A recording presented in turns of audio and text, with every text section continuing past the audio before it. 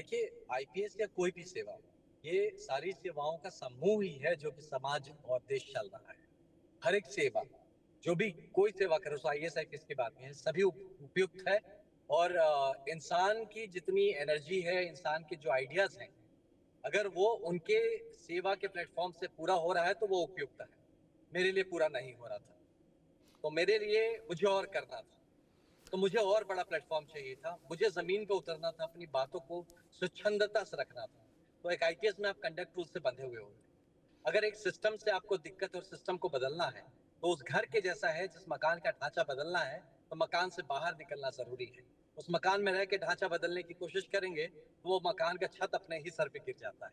तो इसलिए मेरे को, जो मैं ढांचा बदलने का प्रयास है, वो उस सिस्टम से निकल के ही बदला जा सकता है। इसलिए ये जरूरी था। जीवन एक बार है Pankaj ji, we never know, अगली बार अगर छिपकली बन के पैदा हुए तो कितना ही सोच ले, कितने ही बड़े विचार रखे, कर नहीं पाएंगे।